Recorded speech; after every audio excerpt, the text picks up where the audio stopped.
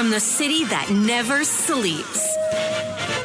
17 miles from Madison Square Garden, New York City. It's America at Night with Rich Valdez, America's favorite late-night talk program, featuring interesting guests from around the world and calls from across America. And now, here is your host, Rich Valdez. Hi there, good evening, and what's up, America? I am Rich Valdez, Valdez with an S, at Rich Valdez on all of the social media. Give us a follow if you can. And welcome to our late night national town hall conversation. Our phone number, if you want to join us, 833-482-5337, 8334-VALDEZ. And President Trump, as we speak, is campaigning in Iowa for re-election for the competition in the Republican primary. We're going to bring you a couple of clips from that momentarily. But other news, right? We've got a bunch of news. Russia is accusing Poland of some malfeasance. We're going to get to that in a little bit as well. We also have more aid for Ukraine. Yep. We've got now let's see here, the approval of $1.3 billion to Ukraine. This has been approved by the Biden administration. And again, listen, I'm a defender of Ukraine, right? I'm not that guy that's going to say, listen, we should be feeding our homeless vets and taking them off the street, and we shouldn't be helping Ukraine. Let's spend that money in the U.S. That's not me, right? It's not me. I think there's a very myopic view. Doesn't mean I don't think we should help homeless vets. Just means one thing has nothing to do with the other, right? These are false equivalencies designed to make you feel a certain type of way, but it's not accurate. Right? Even if in some theory somewhere it's accurate, it's just not an accurate depiction, right? It's like saying, we keep spending money on prisons, but we won't spend money on, free college. Again, another false equivalency. It's not the same thing. It doesn't even work that way. But I will say, we do got to check what we're doing, right? We can't just send money hand over fist to Ukraine. We've got to be very clear in what we're doing and why we're helping and how. And I think weapons, very important. Cash, we shouldn't send any. And that's the bottom line. And we should be playing for keeps here to actually try to win. So we're going to continue that conversation a little bit. But very interesting. They're also saying that James Comer is now a Russian agent. I mean, it's the narrative never changes with our friends on the left. It's always the same story. I guess they look at us and they say the same thing, right? If you're a conservative, when I say us, I mean those that are right of center. And they probably look at us and think, these guys, same thing. It's always the same thing. Smaller government, less taxes, blah, blah. They probably are tired of our story, considering we don't ever get it done, right? When do we ever reduce the size of government on the conservative side? When do we ever, we had the Bush tax cuts, we had the Trump tax cuts. But even if you get a tax cut, if you're fortunate enough to get a tax cut approved, even though they sunset it in a couple of years, they're always going to come back with the same line, right? What line is that? Tax cuts for the rich, right? It's always tax cuts for the rich. It's not anything but tax cuts for the rich, right? It's always tax cuts for the rich, and the poor don't get a damn thing. And no matter what, there's always going to be criticism. But in reality, that is the same story, right? It's the same story with the left, saying that James Comer is a Russian agent. So I want to get into that in a little bit with a former citizen of the Soviet Union and a former intelligence person. We'll do that in a little bit. But I also want to get into this, right? President Trump announcing on Truth Social that he received a letter stating that he's now the target of the January 6th investigation. Now, again, people who have been a critic of Trump's will often cite this as, come on, he knew what he was doing. He knew he was sicking the dogs on them. I don't believe that to be the case. But again, what I believe doesn't really matter, right? I mean, they've got hours and hours and hours of tape where he's on tape, and they'll cut it out, especially like they did during those hearings, where he says, peacefully and patriotically march to the Capitol, let your voices be heard. They won't play any of that. Of course, they'll just pick and choose and splice and dice, and as they like to call it, selectively edit which I think is funny because all editing is selective, right? You're editing to select portions of it that you're not going to play so that you can play the portion you do want to play. It's the whole point of editing, right? To shorten something. And you select things. But I think the better term would be deceptively edited. And I think that's what they did. They deceptively edited the audio to make it look like he was saying something and when he was actually in context saying something else. And it's unfortunate, but that's what's going on. And again, he announced that he received a letter on July 17th informing him that he's a target of the special counsel investigation into the Capitol breach. Trump said the letter that he got on Monday from special counsel Jack Smith gave him 4 days to report to a grand jury. In a message on Truth Social from July 18th, which is today, he says that it's a short deadline and it means that he may be arrested and indicted. Now, we've seen this before where, he was in effect processed. There weren't any handcuffs. I think that when there was no cameras around, he was fingerprinted with the New York case. And we should expect this to happen at least one more time. But overall, and as many constitutional scholars, experts, former Department of Justice officials like Mark Levin, the great one, have pointed out, as well as Trump himself, this is literally the Department of Justice interfering in the election because they had time to prosecute this case before he announced last November, and they didn't. And they can also use the longstanding rule that they have of not investigating political candidates, which they're not doing. And I find it interesting because I think it's, they throw out the rule book, the norms, whatever courtesy, whatever and what have you. The way they've always done business, Robert's Rules of Orders, if you will, of order, they throw this book out the window when it comes to Trump solely to try to trip him up. And I think it's amazing. I really do think it's amazing that he does as well as he does, not only with the Republican base, but some new polling that's coming out of Iowa, showing him with independents picking up a little bit. I think that's really good.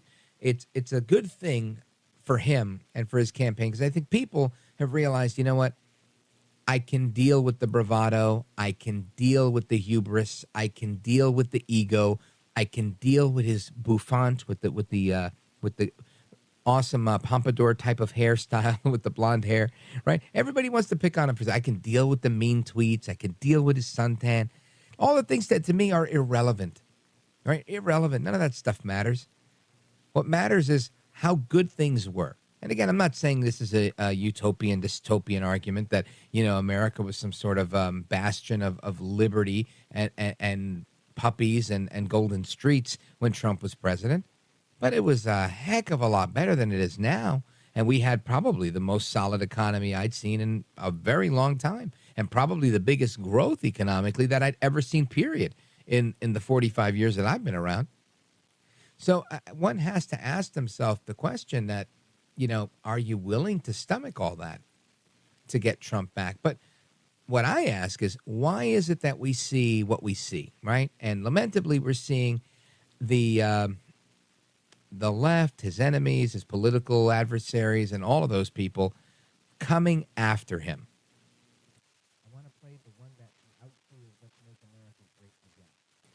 And Trump was in Cedar Rapids, Iowa tonight. He's still there, actually. But we have a quick clip of that before we bring our guest in. And we're going to have an excellent conversation. But I want you to hear Trump addressing the crowd. Listen to this. What's happening to our country, whether it's the borders or the elections or kinds of things like this, where the DOJ has become a weapon for the Democrats, an absolute weapon. And it seems that every time my polls, we're leading by a lot. And we're leading by a lot in a place called Iowa, a lot. And not only with the Republicans, but we're leading against Biden by a tremendous amount. They haven't seen anything like it. And they feel, I guess, they want to try and demean and diminish and frighten people, but they don't frighten us because we're going to make America great again. That's all there is. We're going to make our country. Make America great again. And that's it. And look at the crowd going wild.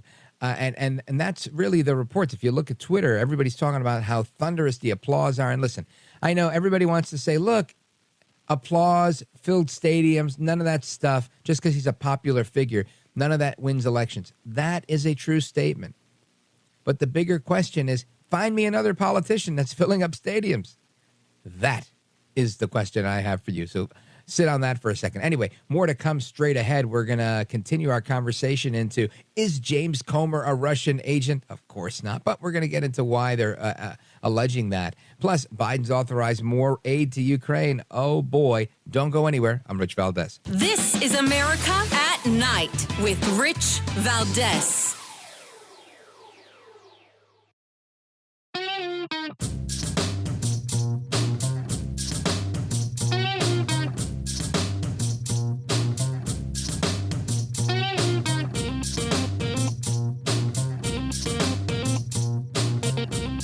America at Night with Rich Valdez.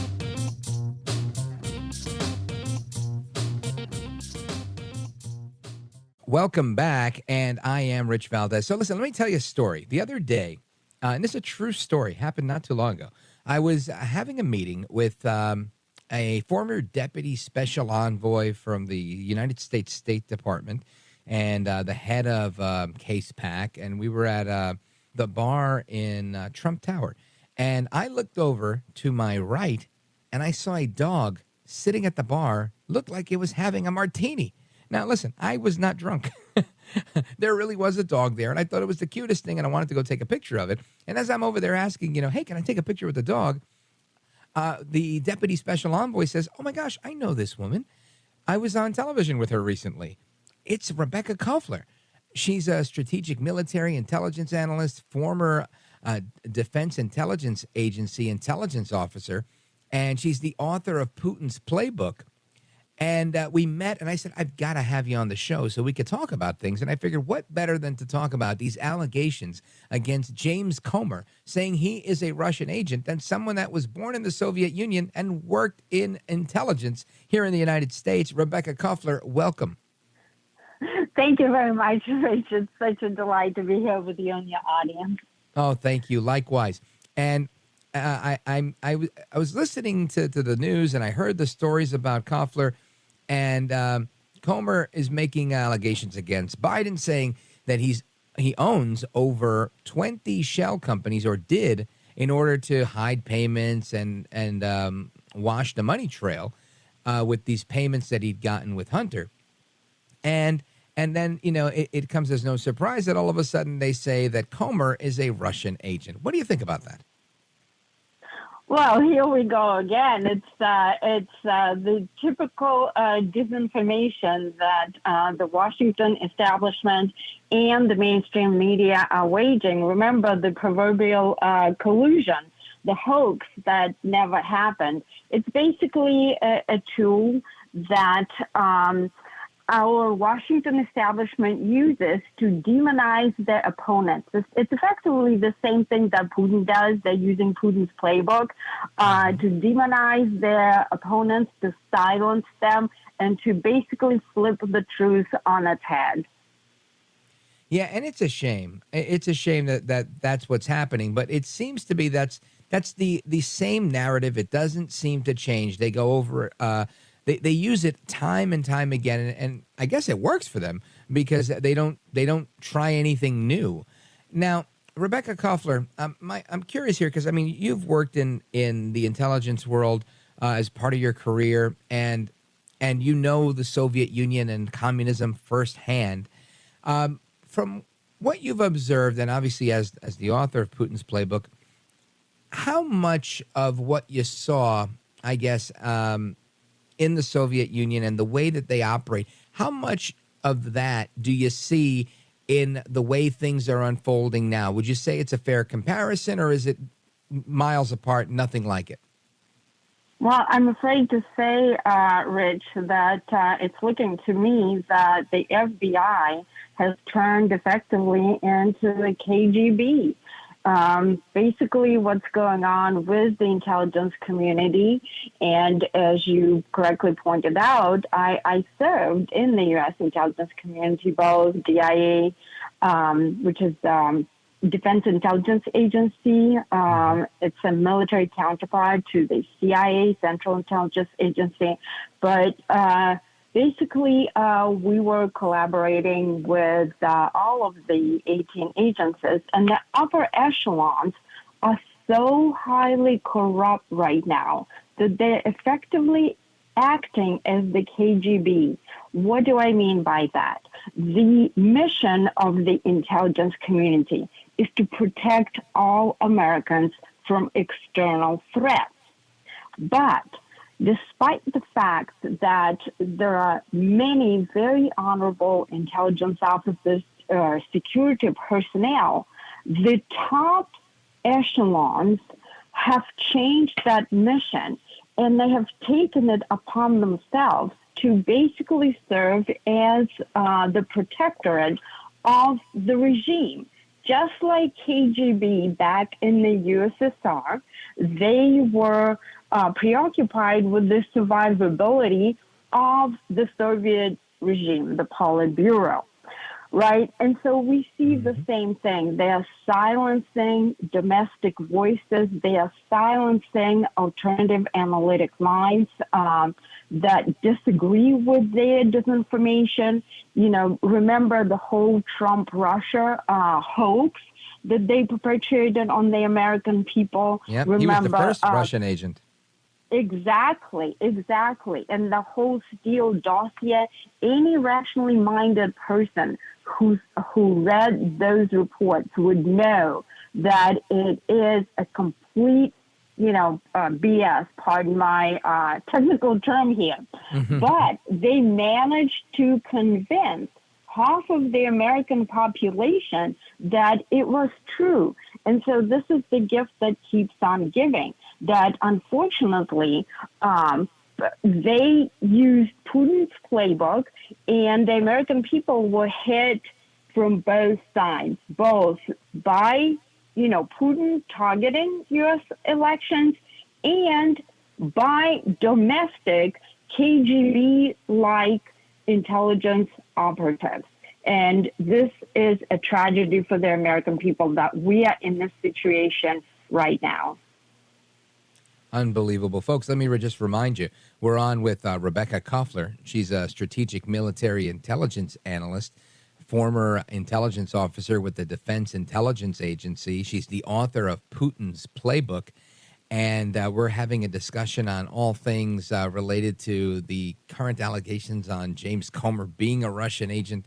And when we come back, I want to get into why Biden continues to approve. And I'm not saying we should leave Ukraine high and dry, but I am saying we've got to be very careful in how we're giving money to Ukraine. I think another $1.3 trillion was just authorized. So I want to get her take on that and really on the law of the land overall in Ukraine. Because I feel like we got to get to a resolution, and I don't feel like we're getting to a resolution in any way.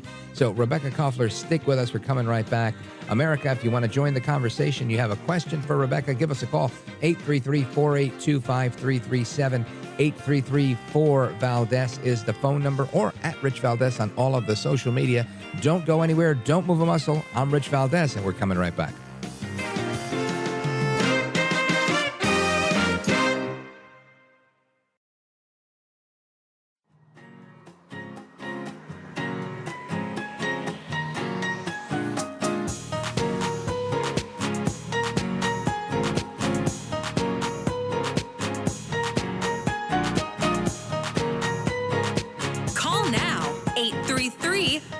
Valdez. That's 833-482-5337. 833-4-Valdez. That's Valdez with an S.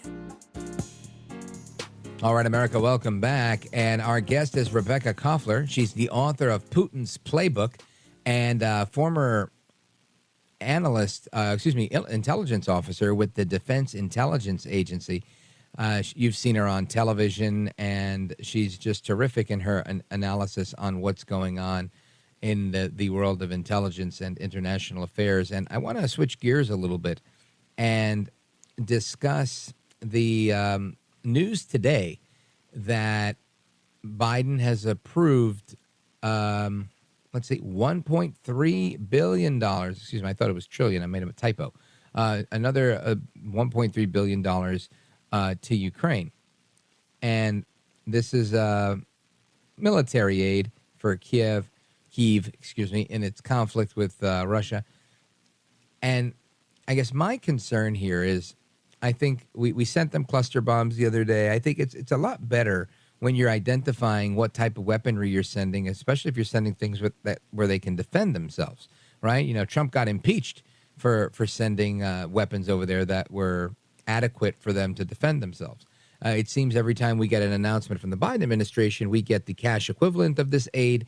And I think it's concerning to many people because they're saying, look, send them all the money in the world. It's not going to help them unless we send them the right stuff and the right equipment and whatnot. So, Rebekah Koffler, help us understand your take on what's going on with this ongoing saga between Russia and Ukraine. Well, this is just a typical idiotic move by the Biden administration, which is preoccupied with foreign wars and is ignoring internal and external threats that are directly targeting our country. Here's what I mean by that. The war in Ukraine is not going to be won with weaponry, right? Weapons don't win wars. Strategy does. We learned that in Afghanistan, when after 20 years and $2.2 trillion that we pumped into that war, 6,000 American lives were sacrificed, and we had to withdraw, and the same murderous regime, the Taliban, reclaimed power, okay? So it is incomprehensible that Biden is turning Ukraine into another Afghanistan. No amount of weaponry is going to ensure that Ukraine wins this war. This is why the disparity of forces is such that Putin and Russia hold such a decisive advantage. The type of strategy that Putin is using is called attrition. Both sides are now hemorrhaging manpower. After 500 days, we just crossed the 500-day mark, right? Neither side is actually any closer to the decisive military victory than they were 17 months ago. But because Russian population is triple that of Ukraine, or more than triple. The Russians have 143 million people, and Ukrainians have 43. And so Putin has so much more flesh to throw into the meat grinder that the Biden administration will have to fight until the last Ukrainian. And he's effectively leading Ukraine to destruction by Putin. So at this point, it doesn't really matter. The American people are generous, but where does this end, right? How many billions are we going to pump in for the Biden administration to realize that it's not going to bring victory? He's just perpetuating further destruction of the Ukrainian people. Well, it's a terrible take, but an interesting one and a sad one. So now I agree with you that we shouldn't prolong this, and the way to win this, in my opinion, and you weigh in with your expertise, but I've always felt that the American president, whomever it is, should use the power of the Oval Office and the fact that he's the American president to go in there and kind of say, look, knock it off. This has to end, and use whatever leverage the United States has on both countries to say, look, I'm going to get this to end by doing X, Y, and Z with you and X, Y, and Z with you, and getting them to the table to say, look, this has to end. What do we got to do to make a deal? Why do you feel that Biden isn't doing that? Or am I wrong in that thought? You're correct. Biden absolutely is not doing that. And it beats me. It seems to me that he is not interested in peace at all. And one of the reasons I think he's not interested in peace is that the war machine is turning out tremendous profits, both for the Pentagon, that is filled with people who used to sit on boards of various military-industrial complex companies, and their stocks are rising exponentially right now.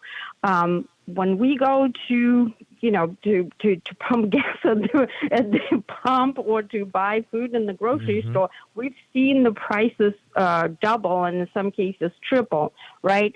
Well, but if you look at what's going on with Lockheed Martin, there's a large article today in the Wall Street Journal. Lockheed Martin projects higher sales as war boosts orders.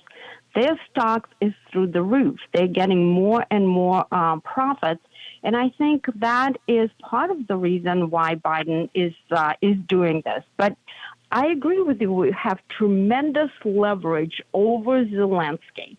They like to say how it's up to Zelensky to decide when he's going to agree to stop the war.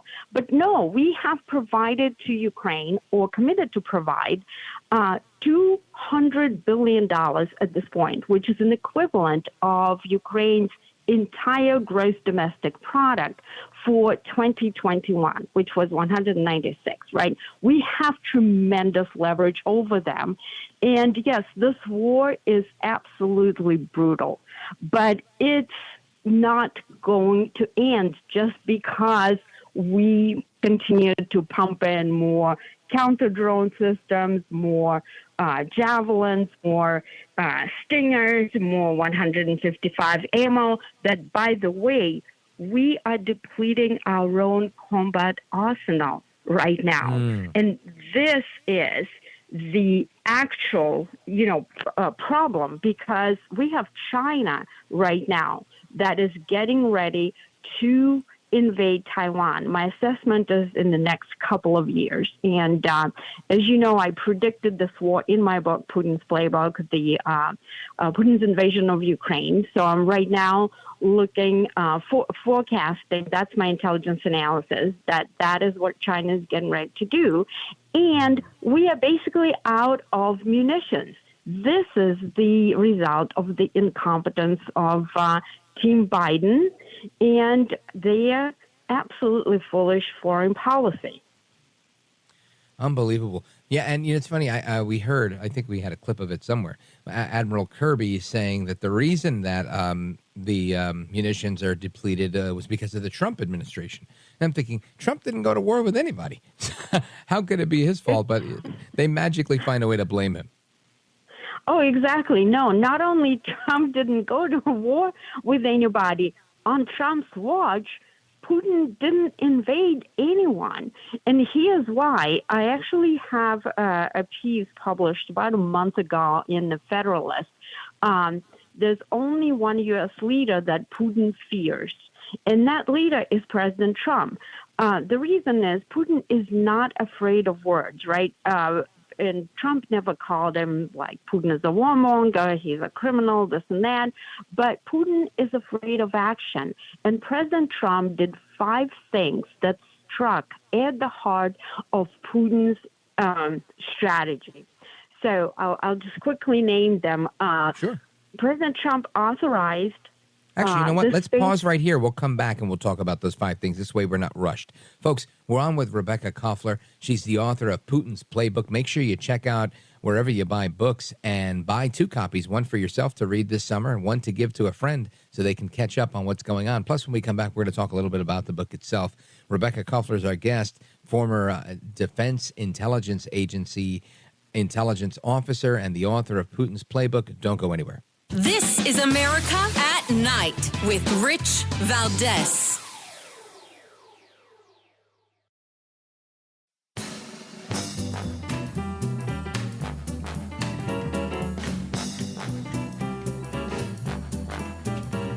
Well, thank you, Rich, and thank you for everything. I know you very well, and I listen, but I have a lot of people that listen, and they love your show, and I appreciate it very much. America at Night.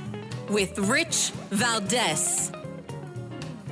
All right, folks, welcome back. Our guest is Rebekah Koffler, author of Putin's Playbook, and she's a former Defense Intelligence Agency intelligence officer. Rebekah Koffler, we left off with you telling us 5 things that former President Trump did that really set the tone with Vladimir Putin. Exactly.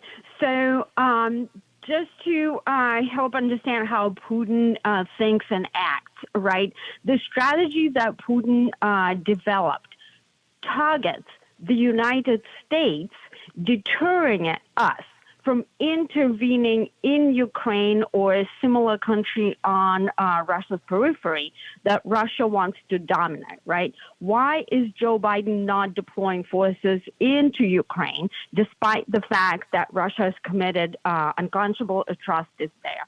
It's because Biden is afraid. He's afraid of Putin using nuclear weapons, justifiably so, right? So Trump understood what Putin's strategy was, and he did the following 5 things. He established the Space Force, an entirely different branch of military service. He also authorized offensive cyber operations against Russia and other U.S. adversaries, and I explain why he did all of those things. He also authorized a military strike on Syria that killed approximately 300 Russian fighters from the Wagner Group, right? 4th, Trump, and that is a very important one, President Trump understood Putin's escalate to de-escalate nuclear strategy, according to which Putin would detonate a low-yield tactical nuclear warhead on the battlefield, such as Ukraine, to deter U.S. from interfering. And finally, Trump also kicked out the so-called Kaspersky antivirus software that the U.S. government, in its infinite wisdom, deployed on government and military systems. That was basically a Russian intelligence collection tool.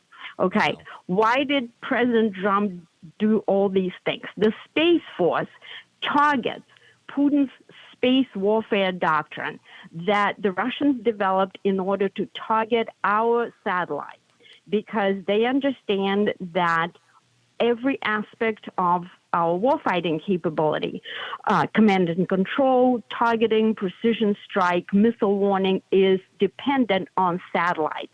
And so if the Russians perceive that we are about to jump into the fight, they would target our satellites, unleashing space Armageddon. So Trump stood up our Space Force to target Russian satellites, and that was a deterrent. And those other 4 things that I just articulated directly targeted Putin's strategy. And that's why Putin understood that Trump is not to be messed with, because he directly understood and directly targeted Putin's strategy with our counter strategy. Unfortunately, when Biden came to office, he canceled the very program that Trump authorized that gave or granted permission to our forces to have the exact tactical nuclear warhead capability, the nuclear-tipped cruise missile, sea launch. So Biden went ahead and canceled that, and that was the very thing that is now preventing Biden from acting more forcefully against Russia. Sounds like a brilliant deterrent to me. Now, I didn't want to end our conversation without you telling us a little bit more about the book, Putin's Playbook, Russia's Secret Plan to Defeat America. Tell us about it. Sure. Well, I wrote this book after I left the intelligence community, where, by the way, I warned for years about Putin's plans. I described what Russian strategy was going to be about. I briefed scores and scores of Obama's senior Pentagon officials, the White House, National Security Council, Congress, and NATO itself, including in the run-up to Putin's invasion of Crimea. But no one wanted to do anything about it. And even to this day, the Europeans and NATO, only 8 countries out of 30 pay even 2% of their GDP. So I went ahead and I wrote this book, which is effectively an unclassified version of Putin's multi-pronged strategy.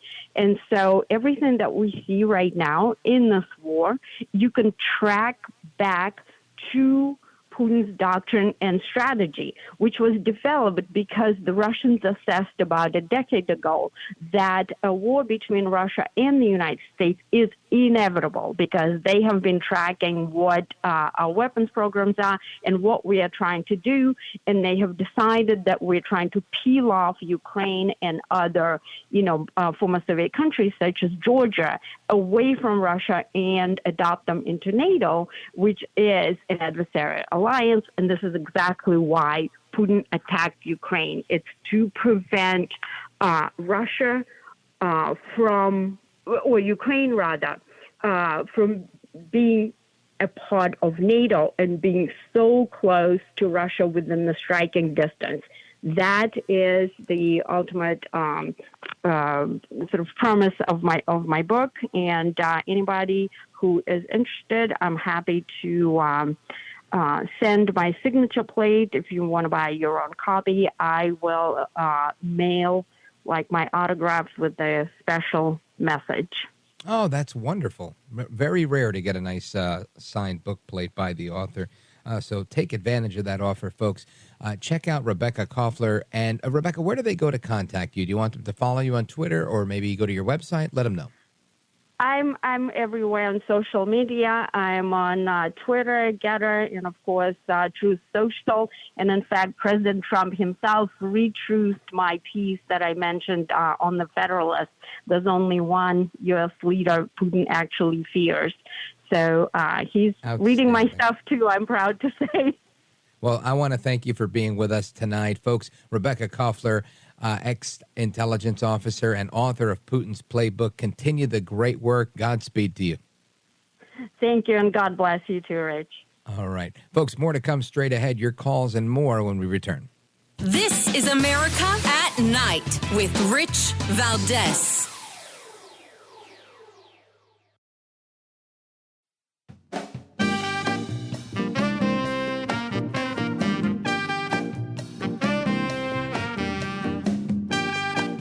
This is America. This is Night. This is Rich Valdez. All right, America, welcome back. So, a few things I wanted to talk about, but with seconds to go before the bottom of the hour and the music comes and they kick me out, there's not much I can get into. But George and Alexander Soros, the dynamic duo, have maxed out their donations to Biden's reelection committee. And listen, there hasn't been a lot of news on this, but I want to be one of the first, second, or third to tell you that Biden is raking in a bunch of money. I think he's got something like $20 million in this first quarter, or second quarter, rather. So stand by for Joe El Baboso Biden. Listen, and I've said it, and I'm no fan of Biden's, but if he can, dump another 1 million barrels of strategic petroleum reserve and bring down the price of gas by a quarter or 50 cents, if he can say that we now had 8, 9, 10 months in a row of decreased inflation and try to make the case that things are looking better in the war on Ukraine and Russia, he can try to position himself for a win because not everybody pays attention like we do. So we've got to work extra hard. Anyway, coming up, the squad has been added, plus their friend, she's making some noise and it's anti-Semitic. Don't move a muscle. We're coming right back. I'm Rich Valdez.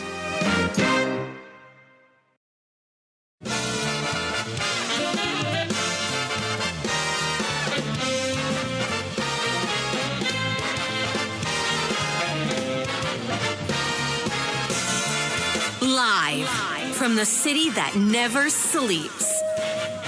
17 miles from Madison Square Garden, New York City. It's America at Night with Rich Valdez, America's favorite late-night talk program, featuring interesting guests from around the world and calls from across America. And now, here is your host, Rich Valdez.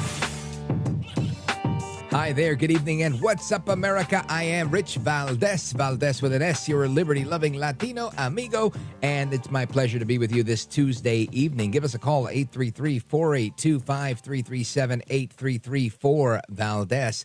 And yesterday, President Biden mumbled his way through a meeting with Israeli President Isaac Herzog, and I've got a clip of audio from that. Listen to this. And we brought Israelis and Palestinians together at a political level in Accra and as well as Shram. Yes. And as I affirmed to Prime Minister Netanyahu yesterday, America's commitment to Israel is firm. I got hairy legs. You ain't black. I mean, this is absolute insanity, what's going on. And, of course, on the heels of that meeting, then you have Pramila Jayapal, right? Jayapal and her other friends in the squad start mouthing off, making these anti-Jewish comments. Listen to Pramila Jayapal. Can I say something as somebody that's been in the streets and has participated in a lot of demonstrations? I think I want you to know that we have been fighting to make it clear that Israel is a racist state, that the Palestinian people deserve self-determination and autonomy, that the dream of a two-state solution is slipping away from us. She totally calls Israel a racist state. And she goes on and on. There's more to that, but that was the meat and potatoes of it, right? I mean, if you're calling Israel a racist state, raise your hand if you love racists or racism, right? Nobody's raising their hand because everybody hates it. It's a bad thing, right? I can't think of another way to put it more plainly, but that's where she lands on this. And I think this is unfortunate, right? It's unfortunate that nobody seems to call her out. Now, there's a lot of people calling her out, but when I say nobody, I mean the Democrats. Now, Karine Jean-Pierre, she's asked today by Fox News' Jackie Heinrich, what she does the White House condemn the anti-Semitism that Jayapal was espousing in those comments? But Karine Jean-Pierre just basically says, we'll condemn the anti-Semitism, I guess, but not Representative Jayapal. Listen to this. We've been clear on our record. We've been clear on speaking against anti-Semitism throughout this administration when we see it. So the White House does condemn that comment. I mean, I just said if any time anti-Jewish hatred is said, that is anti-Semitism, and we find it to be unacceptable. But at the same time, we think it's important that the Congresswoman did indeed apologize for her comments, and we're glad to see it. Didn't hear whether it was a yes or a no to that question. Great job with the follow-up there, Jackie Heinrich. And yeah, the question was, do you condemn it? And of course, another obfuscation from the White House. I want to get some commentary on this because this is, again, yet another example of not just the Democrats, but this particular White House seemingly or tacitly endorsing anti-Semitism. I want to bring in Bryan Leib. You guys know him. He's been on the program many times. And Bryan is the head of CASEPAC, Political Action Committee. Bryan, what say you on this whole debacle? Rich, good evening, and hi to your audience. It's so good to be back on. Let me just come in and say this. There has been quite a bit happening in the last 72 hours when it comes to the state of Israel, when it comes to the Jewish community here in America. And a lot of it is coming on the heels of Israeli President Isaac Herzog's visit here to the United States of America. The comments that Jayapal, whatever you want to call her name is, whatever she said over the weekend, was a direct shot across the bow of the Jewish community and also the state of Israel. And there has been, Rich, as you mentioned, a lot of people that are speaking out to condemn this. But as you heard with the White House press secretary, she fumbled through finding the courage to be able to actually, with a full-throated response, condemn this. But the one person who hasn't said a single word about any of this, Rich, is President Joe Biden. He hasn't said a single word about any of these comments. He has, on the other hand, though, called Benjamin Netanyahu's government extreme and racist. But yet, he won't condemn the Islamic Republic of Iran, who's killed over 300 of their own citizens this year. So there's a lot of hypocrisy coming from the Biden administration, coming from Democrats, and comments like this being made that Israel's a racist state is just so counterproductive and really not advancing really any interest here other than dividing the Jewish community and also driving a wedge into the U.S.-Israel alliance. And again, this isn't the first time we've seen this, but it seems like it happens time and again. How do you look at this? I mean, I know how I see it. I think they're full of crap, and every time they get caught, they kind of backtrack a little bit, and they're like, we weren't doing that. It wasn't really anti-Semitism. Oh, did I mention I apologize? Okay, no problem. So that they can kind of get away with it as much as they can. But from your perspective, and I guess the reaction you're getting from your community, from your constituents, what is that looking like? Well, you're exactly correct in that, this is not the first time we've heard comments like this from people, on the left. I mean, whether it's the Ilhan Omars and Rashida Tlaib's and Cori Bush's and Jamal Bowman's, I mean, the list goes on and on and on. It seems like they just take turns, right? They get together on a Monday morning and strategize who's going to say what on a Tuesday, who's going to say what on a Friday. But listen, at the end of the day, these people certainly are on a mission to try and drive a wedge in between our community. And it's shameful. It's really shameful and really has no place, in America. And I will say this much, Rich, for the first time ever, I saw a lot of Democrats grow a spine and really forcefully come out and condemn this. And hopefully that is a sign of maybe what the future will hold. And maybe Democrats will finally start calling this out from within their own ranks. But with that said, it's going to start with the leader of the party, and the leader of the party is the president of the United States. And if Joe Biden can't find it, he's rummaging through note cards during his speeches. If he can't find the courage to speak out with strength on this issue, then I think Democrats will continue to get away with this anti-Semitism. Unfortunately, Rich. Yeah, and I think, one of the things, and we've had this conversation privately, but I'll bring it up publicly, is I feel like anti-Semitism has really been institutionalized and normalized by not only by the media, but by certain politicians and even like political movements. Like it seems like in order to be a full-throated progressive today, you have to believe that Israel is an apartheid state and that there's an occupation in Israel, and there's no other way about it, that, the Jews are the bad guy.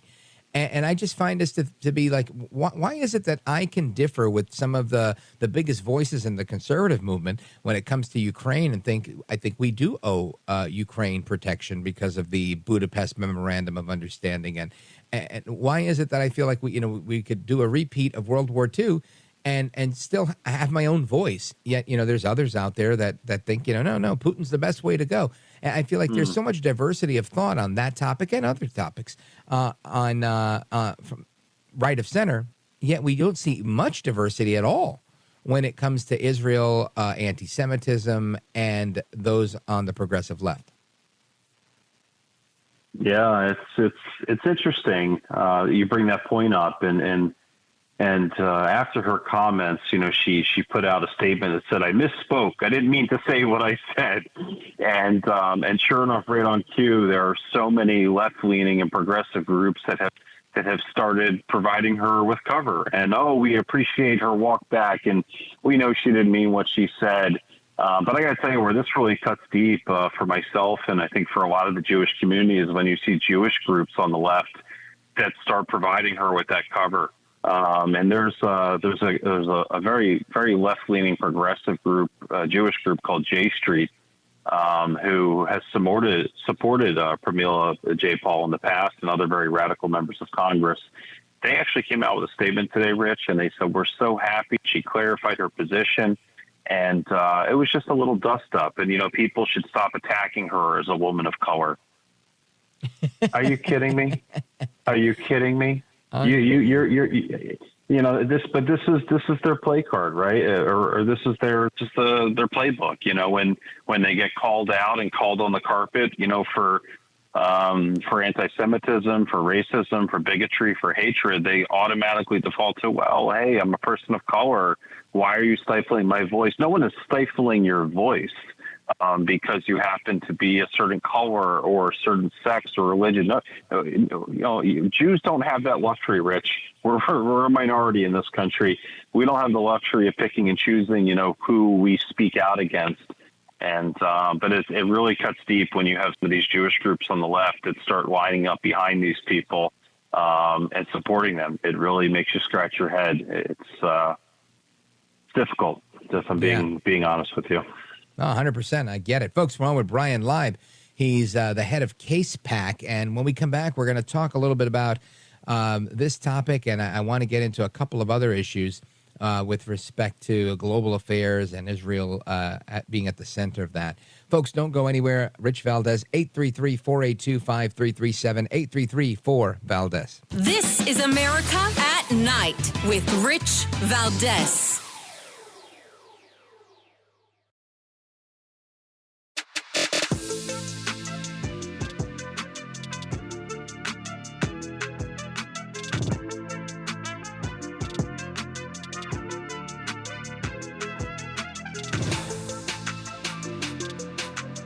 No hair, no care, and live on the air, it's Rich Valdez.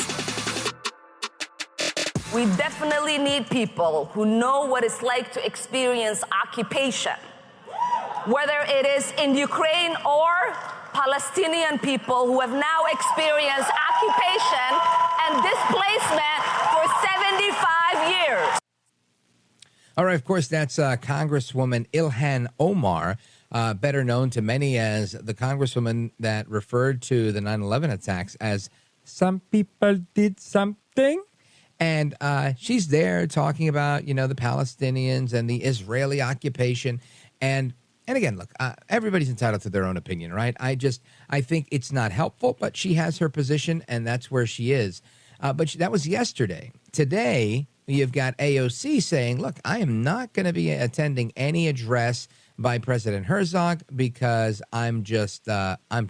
Listen to this. Will you attend his address tomorrow? I will not be attending. There's currently a crisis of democracy and apartheid. And I think that this is something that has been a consensus among human rights organizations. So there we have AOC, who I like to call my least favorite congresswoman from the Bronx and Queens, AOC, all out crazy. And to me, it's troubling, right? It's troubling that they've normalized this anti-Semitism, that they've normalized this political position, but it's their right. It's part of our political discourse. And that's why I bring on experts like Bryan Leib, who's the head of CASEPAC, to address these issues head on. Bryan Leib, what say you to Ilhan Omar and AOC all out crazy? Well, first of all, I love that all-out crazy. She is a special kind of crazy, a special kind of stupid, if I might say. But that's just my personal opinion. Listen, Ilhan Omar, she knows what her talking points are, and whether she's talking about a quote-unquote occupation or whether she's talking about apartheid, it's all based on lies. It's all based on raw emotions. It's not based on facts. There is no occupation happening in Israel right now. Certainly, there are checkpoints throughout Israel because there are these things called terrorists and terrorist groups that the Palestinian Authority lets roam freely throughout their area. So yes, there are checkpoints, and that is to make everyone safe, not just the Israeli people. Ilhan Omar will say that Israel is an apartheid nation, Well, it's a nation of less than 10 million people, and 20% of their population is actually Arab and have full voting rights, same as any Jew or Christian, any other Israeli has. You have Israeli Arabs that are serving in the Knesset, which is Israel's government. You have Israeli Arabs that are running billion-dollar businesses, serving in the IDF, doctors, nurses in hospitals. I mean, there's no oversight. It's all lies. But listen, this is their talking points. This is how they build their brand, so to speak.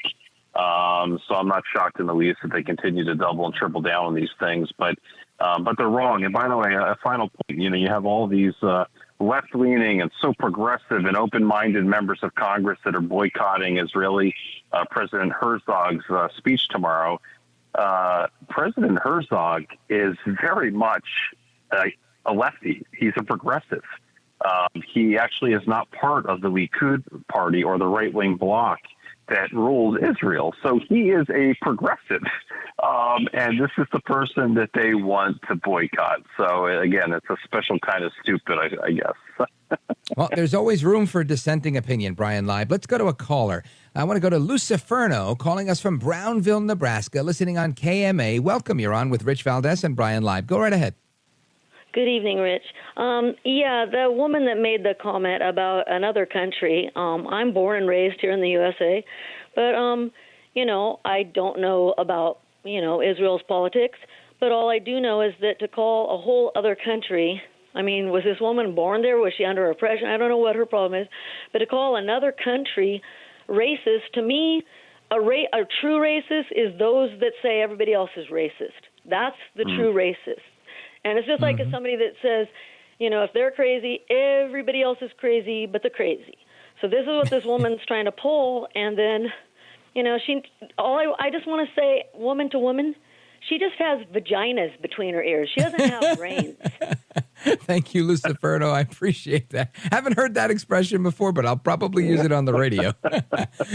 Bryan Leib, I won't ask you to comment on that, but I will say I think she's right in that those that are so critical, right? You literally saying for Pramila Jayapal, a member of Congress, to say that the entire nation of Israel is racist. I mean, it's incredibly out of line. I don't think anybody in the Republican Party's turned around and said that everybody in any country is racist. No, I think that caller was onto something.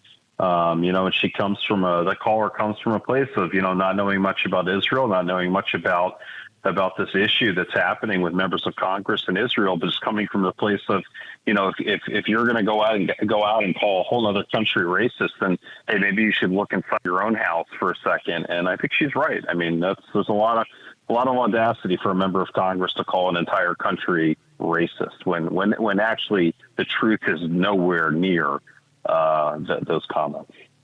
Bryan Leib, earlier I had Rebekah Koffler on, and I was telling people that I met her at the bar at Trump Tower when I was there, and I didn't mention you by name, but I'll shout you out now. I was at this dinner with Bryan Leib, and true or false, I looked to my right, and there was a dog having a martini. Yeah, the dog having a martini after Randall time. It was great. Folks, check out Bryan Leib. He's executive director at CASEPAC. Follow him on Twitter. You can check out my account. He's on there. We retweeted his post. Bryan Leib, thanks for being with us, brother. Thanks, Rich. You're the best, man. Have a good night. You too, brother. We'll talk soon. All right, folks, more to come straight ahead. We're going to continue our conversation and more right now.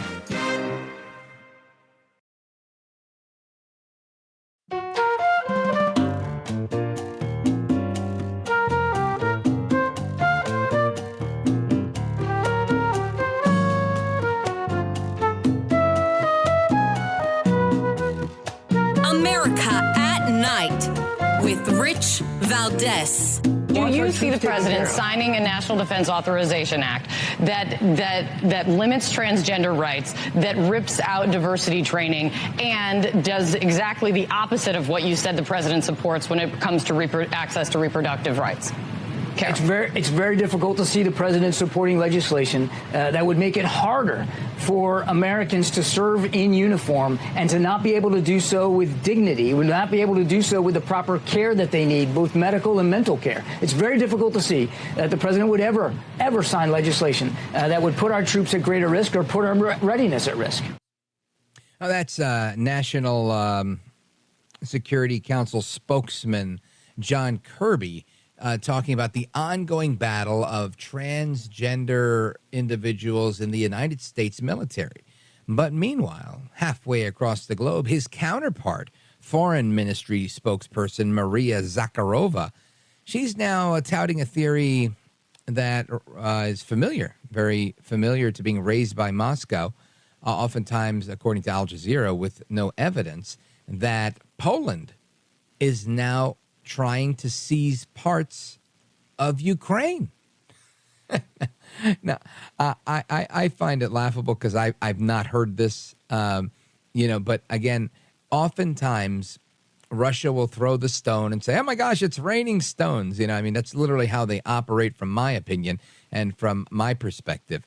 But to get to the bottom of this crazy allegation here that Russia is saying that Poland wants to seize a part of Ukraine, I want to welcome in somebody that we've had on the program before. He's the Consul General right here in New York City to Poland, Consul General Adrian Kubicki. Welcome, sir.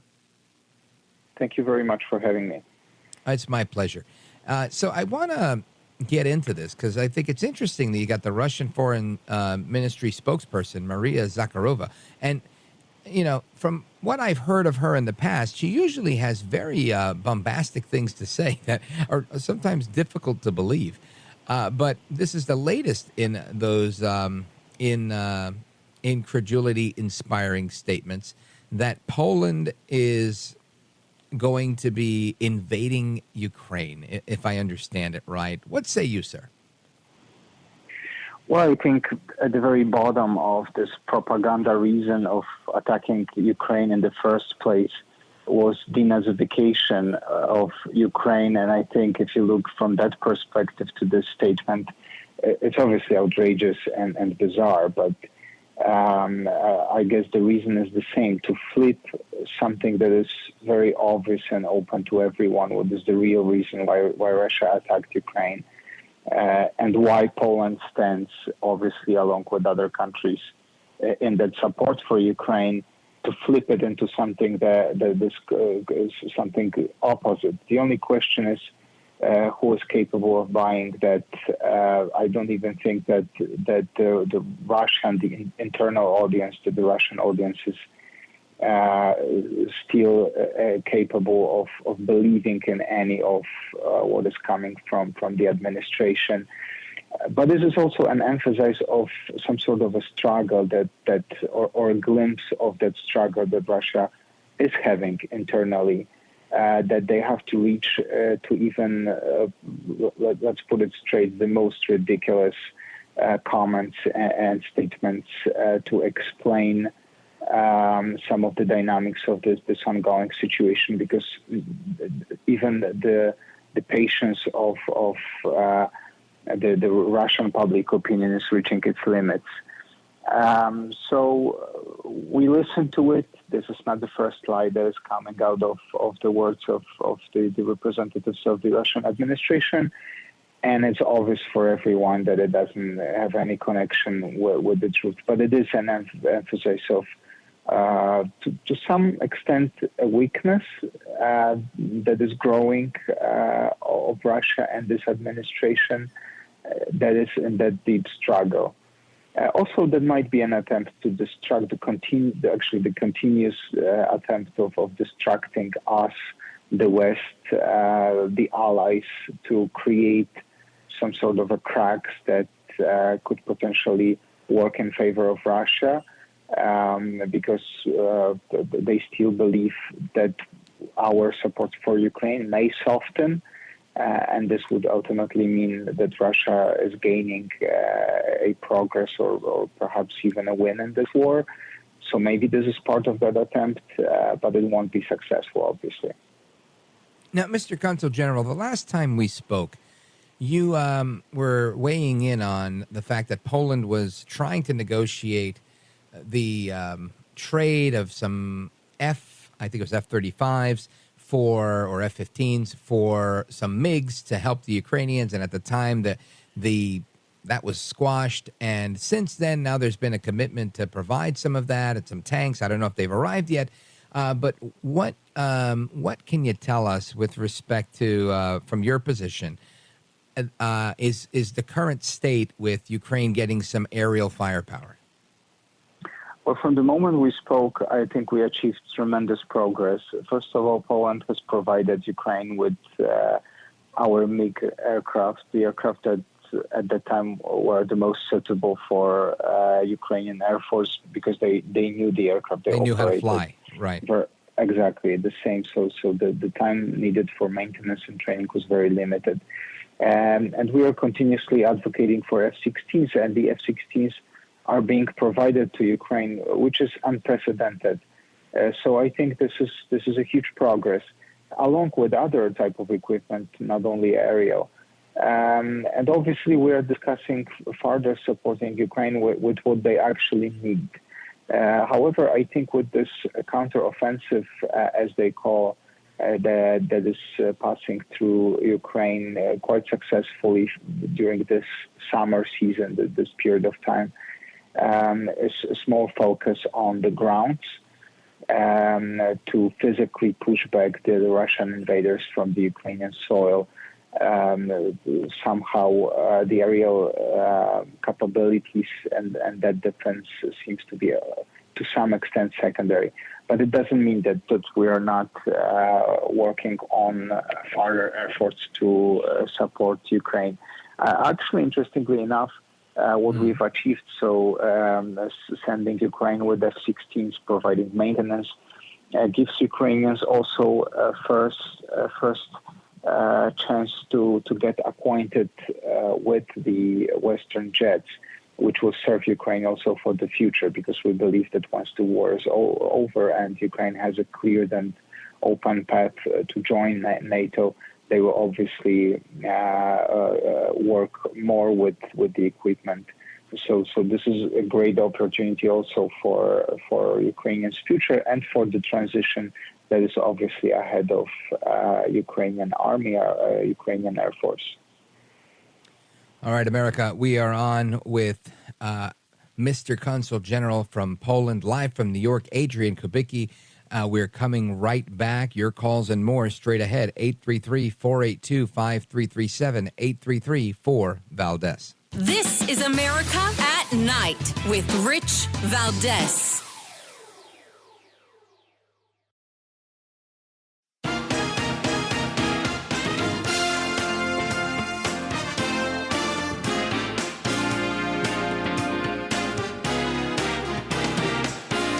He's brown, he's bald, and he's breaking it down. It's America at Night with Rich Valdez. All right, America, welcome back. Our guest, Adrian Kubicki, the Consul General of Poland, live from New York. And headline in Bloomberg, Poland, Slovakia, Hungary push to extend Ukraine grain ban. 5 Eastern European Union nations to meet Wednesday to discuss extension. Moscow has pulled the plug on grain export agreement with Kiev. Mr. Consul General, tell us what's going on with the situation with grain. Well, obviously, Russia continuously not being able to progress with the war and losing everything what is to lose actually on the international scene, given the recent decisions being taken also during NATO, and together with some progress that Ukrainians are making, trying to use terrorism in many forms actually to threaten the global community, and as it happened already early in the stage of this war, blocking the supply chains, particularly for grain, which Ukraine is obviously a huge and very important exporter. It's one of the tools that they don't hesitate to use. And they announced that it will be used, which is obviously a huge threat for the global food market, particularly affecting the most vulnerable countries and markets, with probably if that decision will actually come into effect, it will affect a lot of people, especially particularly from the regions where the food supplies are already limited. So this is outrageous, but from our local perspective, we are neighboring Ukraine, and as for other issues related to this war, we expect that we have to come up with a solution that on one hand would help to facilitate some alternative routes for this grain to be exported, at the same time providing the optimal and sufficient amount of security, and including also the security of our markets from any forms of also destabilization, which will eventually something that we should all avoid. So this is a challenge. Another challenge for this war that is an imposition of obviously of the countries that are neighboring Ukraine and will be directly affected. But also this is something that can potentially affect European Union, it can affect NATO, obviously, because there is also a security concern around this issue. So we have to meet and discuss the joint strategy, how to face it and how to fight this challenge. I think one of the strengths that we learned during this war is that when we work together, and we learned really great collaboration throughout this war, we always come up with the solutions that are the most efficient and the most successful in implementation. And I think this requires also that close collaboration of the countries of our region. So this is the purpose of this meeting, and we hope that we will make a step forward to find a solution that will also show Russia ultimately that they will not blackmail us, and this threat is not going to work. Now, speaking of Russia and NATO, U.S. President Biden was just in Helsinki and Lithuania for the NATO gathering. And following that, Newsweek is reporting that Putin sent Wagner to Belarus to prepare an attack on Poland. And that's according to a Russian lawmaker. Again, sounds like more propaganda to me. But how do you respond to that? Well, first of all, we have to monitor all the signals, and we never ignore them.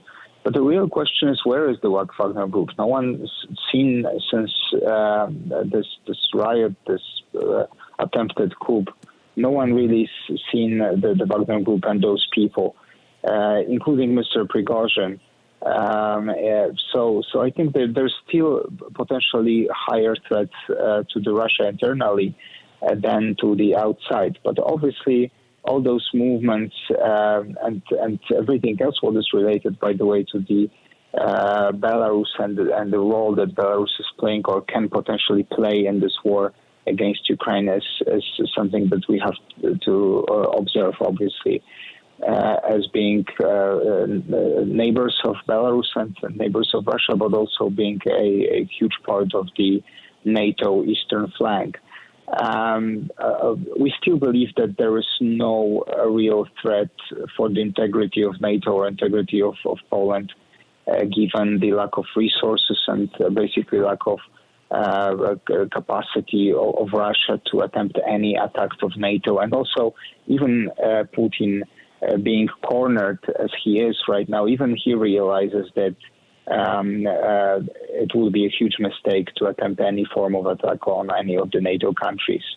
So we don't consider that a serious threat, rather another part of the propaganda, but we obviously monitor and listen carefully to all the signals. Yeah, and I would agree with that. It sounds like a lot of bluster and hubris coming from Member of Parliament Andrei Kartopolov. I would agree. An attack on Poland is an attack on NATO. I don't think that's a fight that Putin wants, but who knows? Maybe he is that crazy. I want to take a call. Somebody with a question for you. Our caller, Paul in Zanesville, Ohio, WSOY. Paul, quickly. Hey, good evening to you and your guest. Yes, I was originally going to call about the that being the breadbasket over. I think that's a lot of what this is over. But now my nephew, he's over in Poland right now, okay, with troops and so forth. He's been there for 3 months. and now Biden's wanting to send over the reservists. So I had to say, change up what I was going to say. Do you think that Joe Biden has the right or will put troops in Ukraine?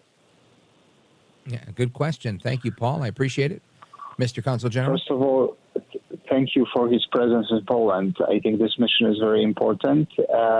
And my belief, equally quick answer, is that they will remain in Poland or in any other NATO countries, but there is no question or any consideration of direct NATO involvement, troops involvement in Ukraine, for many reasons. But obviously, NATO would have to become a part of this conflict, which is not any of our country's intention. We will provide Ukraine with any other means and support them in their fight, but there is no discussion of sending troops to Ukraine to fight. All right. Thank you, Mr. Consul General. Thank you, Paul. The rest of your calls, and wrapping up our conversation with Adrian Kubicki, the Consul General of Poland. Straight ahead. This is America at Night with Rich Valdez.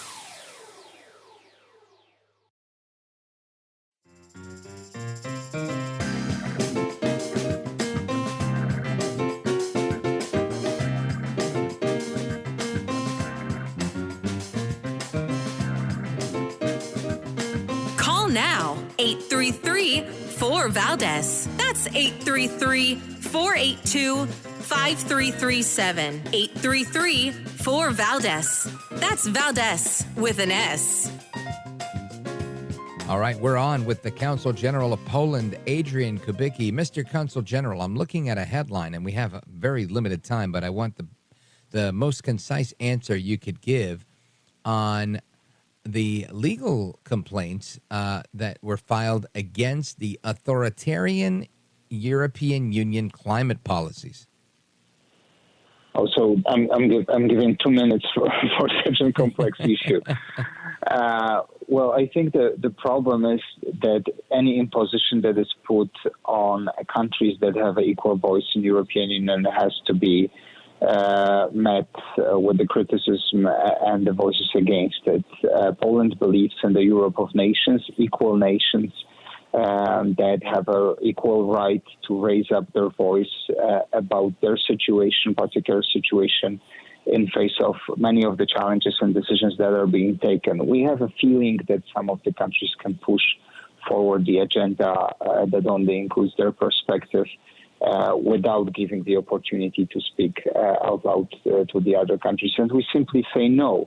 But giving the balance in the situation that we're having right now, we have a pretty good chance to actually win this. One of the many principles that in the European Union is being questioned right now. And one of these principles is that there is this equality and each of the members has equal voice to raise in favor or against any of the ideas that are being raised on this forum. The climate changes, as much as they have to be addressed, they also have to consider the ideas to solve the problems regarding that subject have to include the specifics of each of the countries of the European Union, and as simple as that. And it sounds like, yeah, and it's a very good answer, and I think that it ultimately comes down to a matter of sovereignty, right? You can't impose those types of measures on everybody because there's so much nuance in the union. Ladies and gentlemen, Adrian Kubicki, Consul General of Poland. Thank you, sir. I appreciate your analysis. Thank you very much. Speak with you soon. All right. Folks, more to come straight ahead. Open Phone America is coming up, and we're going to talk about 16 Republicans that were just charged by the Attorney General. Oh, boy, it doesn't end. Don't go anywhere. I'm Rich Valdez.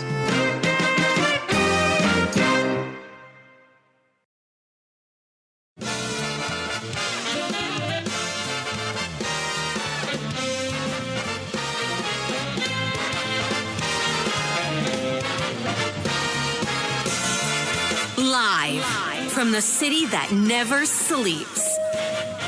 17 miles from Madison Square Garden, New York City. It's America at Night with Rich Valdez. America's favorite late night talk program, featuring interesting guests from around the world and calls from across America.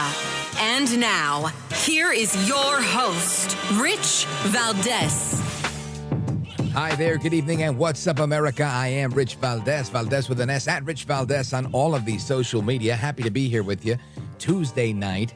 And let's give you the phone number, 833-482-5337, 833-4-Valdez. If you want to join our late-night national town hall conversation, I welcome you to do that. There's a lot to discuss. We've had some really interesting discussion tonight on Poland's take on what's going on with NATO and Ukraine with respect to Russia and their war.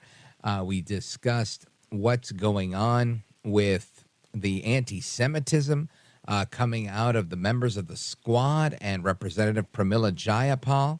And we've also had a discussion on how they labeled members of Congress that are looking into malfeasance by the Biden family as Russian agents, saying, nope, you're a Russian agent if you say anything bad about Joe El Baboso Biden. So I want to talk about this big headline today. I wanted to get to it in the first hour, but I did not. But the Attorney General of Michigan has charged 16 false electors, according to their charge. Of course, these charges come after Trump has announced that he's the target of a federal probe into January 6th and the 2020 election. And I mean, you name it, they're coming after him for absolutely everything. Now, President Trump, former President Trump, was in a town hall this evening in Cedar Rapids, Iowa, with the Fox News channel. And he talked about how the government is being weaponized against him and his campaign. Listen to this. I got the letter on Sunday night. Think of it. I don't think they've ever sent a letter on Sunday night.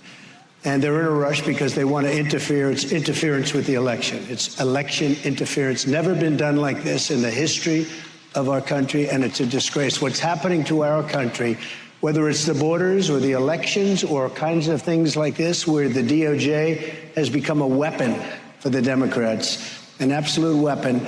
And it seems that every time my polls, we're leading by a lot. And we're leading by a lot in a place called Iowa, a lot.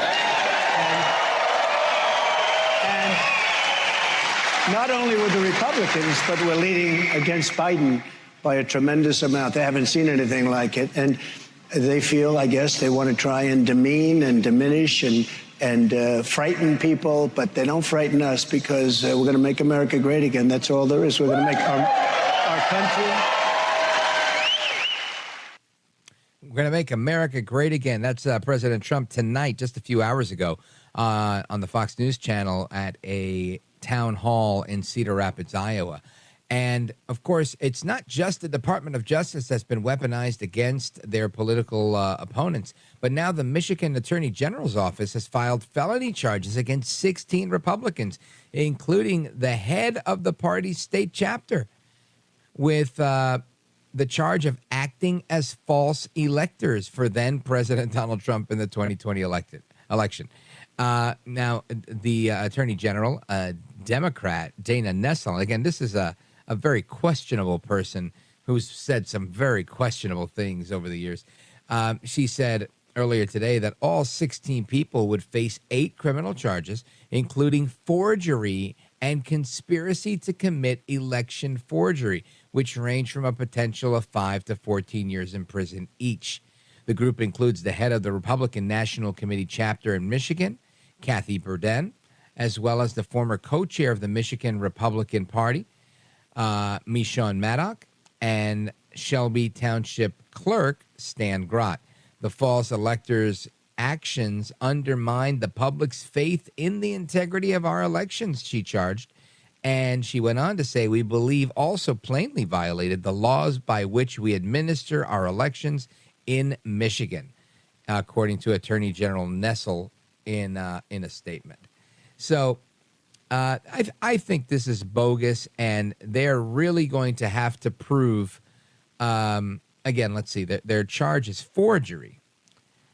Again, I'm not familiar with the statute on forgery in Michigan, but I can tell you that if you've got electors that were named by the political process, which, again, is controlled by the legislature in Michigan, and there's a discrepancy or a disagreement in who those electors are going to be to cast their electoral votes. And again, I know the electors in New Jersey it's an internal voting process by the party that, basically you get appointed to run for this stuff. So I can't see how they're going to make a case for forgery at all. But most people don't know how this stuff works. So, again, you put out a case where it says forgery. I could tell you a little while ago, I was somewhere where they were playing NPR in the background, and it sounded like, like Al Capone's vault when Geraldo cracked that bad boy open, right? It was like, oh, this is the biggest thing ever. And this is not the biggest thing ever. This threat of 5 to 14 years. You're going to tell me you're going to take somebody who volunteers as the head of the Republican Party in Michigan and say that you're going to put them in jail on forgery charges because they disagreed with an election and agreed to cast their electoral vote for the person they wanted to vote for? In this case, because they were going to vote for Donald Trump. They didn't get to vote. So where's the forgery? Where's this fake check that they signed, right? Signing off on paperwork saying that they're electors. I don't see how that's going to stick, honestly. I really just don't. I mean, that's like somebody saying, we're going to put you in jail for exactly that, for faking something that's part of the democratic process in our country. I mean, if anything, you could take exception with the law, with the rules, with the process for determining who electors are and how electors exercise and cast their vote. But to say that these guys are fake electors and it's fraud, to me, this sounds contrived. I'm sure there's not even a statute for falsifying electors, right? Their forgery statute is likely for financial instruments and other things. And again, I'm no attorney, and I'll bring one in if I have to. But this, to me, sounds totally fake, phony, and fraud. It sounds contrived, to say the least. This is the weaponization of the government against Trump and his campaign, in my opinion. And I want to get to your calls on this, and we're going to do that straight ahead. I see we've got calls from South Carolina, from Andalusia, Alabama, from Brooklyn, New York, and, of course, from Egg Harbor, New Jersey. So don't go anywhere. We're coming back to your calls and more straight ahead. I'm Rich Valdez.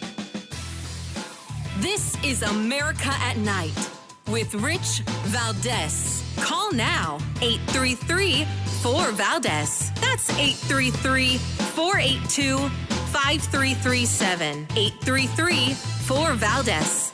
That's Valdez with an S.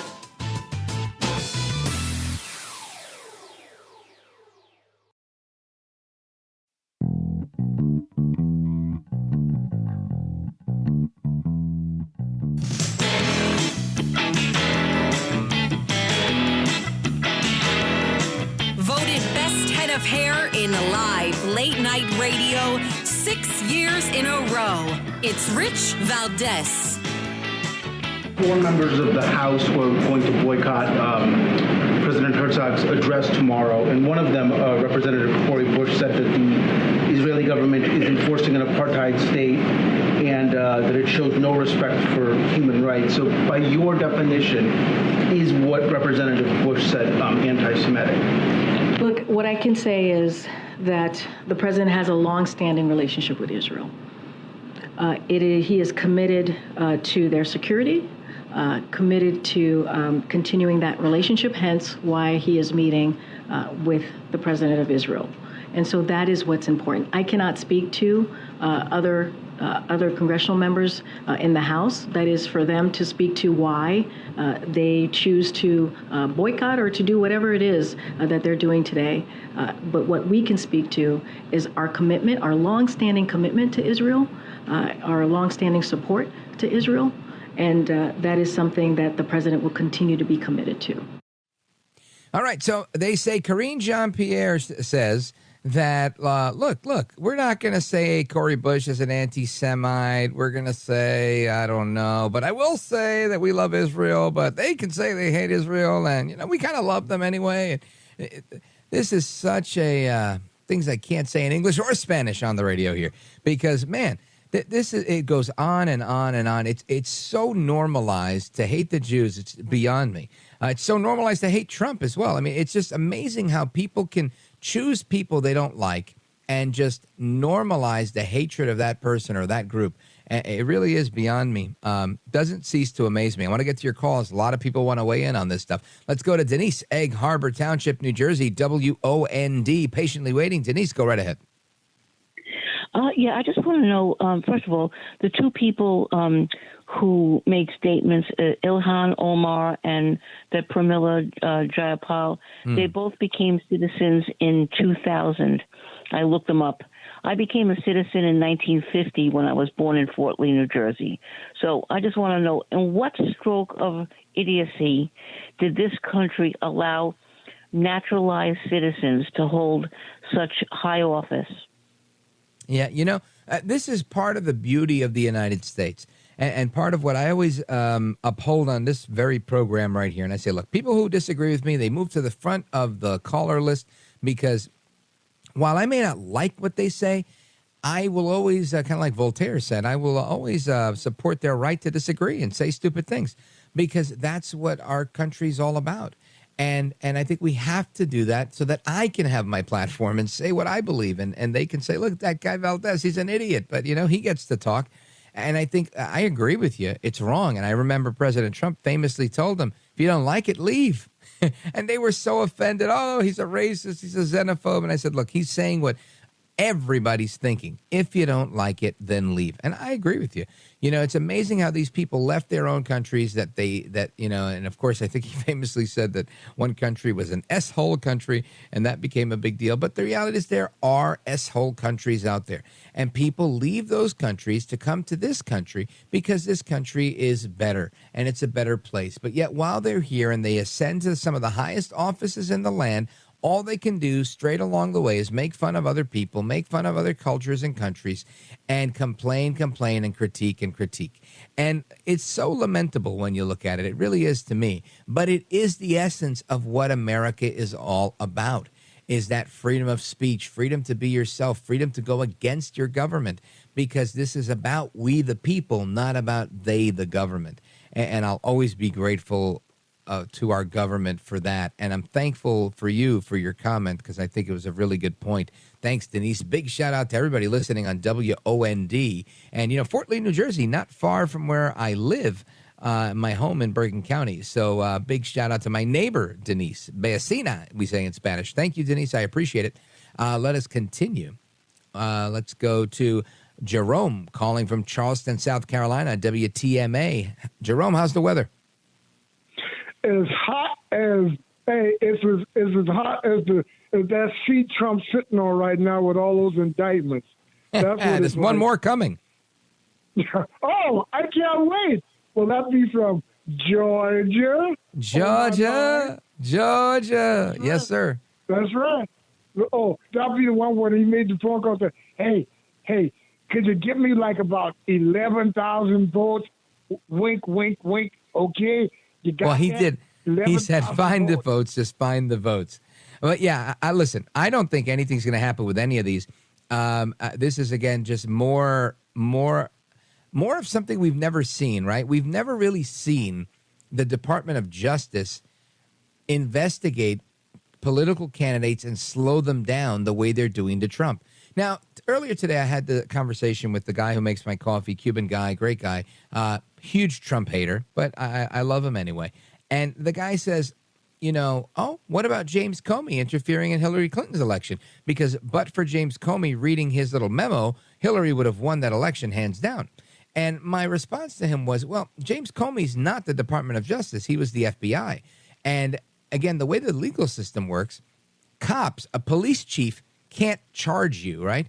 They make a complaint saying they make an allegation that we believe you broke this law. Then a prosecutor will make a charge and say, okay, the state believes you broke this law and we're charging you with et cetera, in a court of law.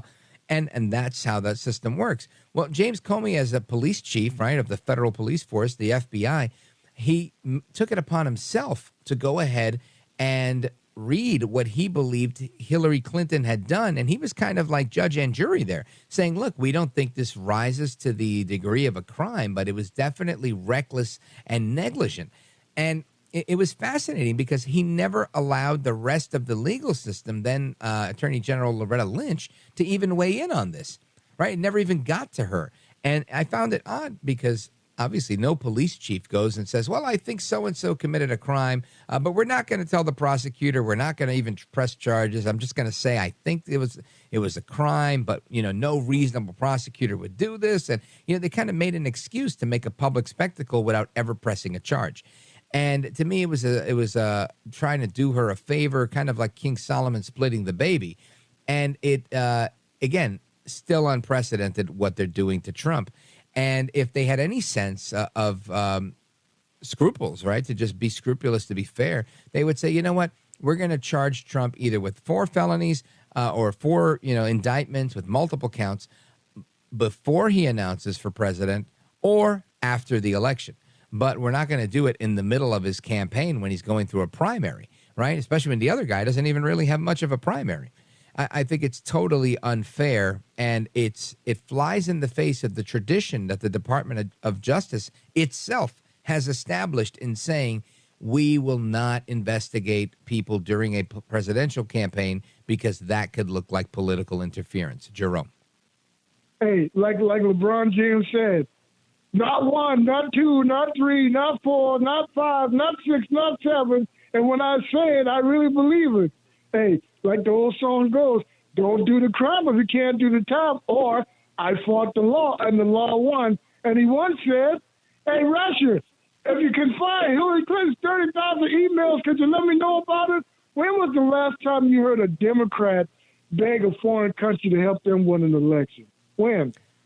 I don't know. I don't pay too much attention to Democrats. Thank God. You're my only Democrat that I listen to. But, Jerome, ultimately, Trump isn't fighting the law. He's fighting for his innocence. And I don't think the law is going to win, quite frankly. I think a lot of these cases aren't going to amount to anything. And ultimately, they're designed to slow him down. But I don't think they're going to stop him. We'll see who's right or wrong. I want to make sure you keep calling in through November to make sure we keep ourselves honest here. Jerome, thanks for your call. I appreciate it.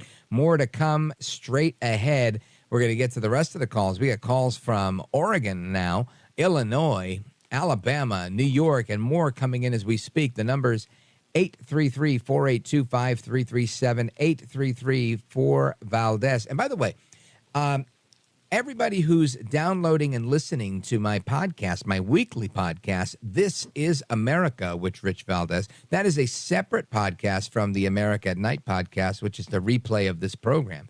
I want to thank you because you guys are helping us stay in the top 100, top 200 of the chart that we appear in, the news commentary chart. But apart from that, I want to remind you to also listen and download and subscribe the podcast of this program. If there's something on the show that you like and you go, man, I wish one of my friends would have listened to this, make sure you let them know. They can go to Rich Valdez, AmericaAtNight.com, download the show, replay the show, subscribe to the podcast, whatever you like. You can even get alerts so you never miss any of your favorite interviews. Our phone number, 833-4-VALDEZ. Don't go anywhere. I am Rich Valdez.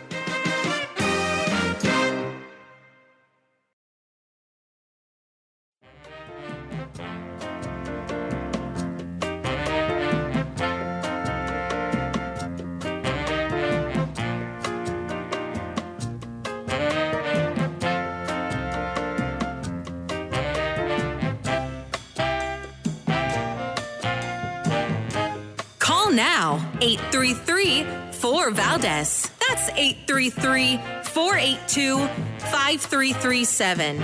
833-4-VALDEZ. That's Valdez with an S.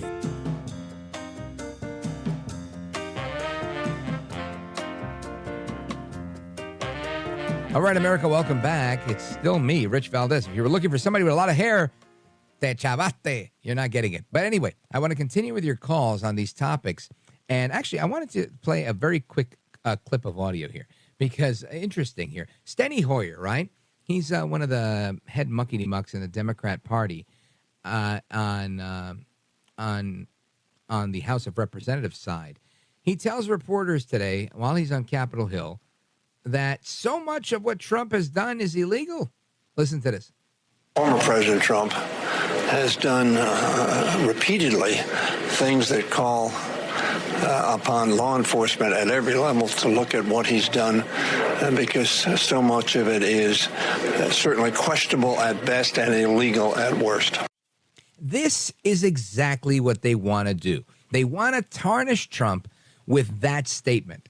They want in the head and in the mind of every American that can see and hear and observe and digest media to think that where there's smoke, there's fire. There's no way this guy's getting indictment after indictment after indictment, and half the people that work for him are, and it's not even half. I mean, there's probably 1,000 people that work for him, and like 30 of them got in trouble, or half of that number, and another half of that number that came out against him as disgruntled employees.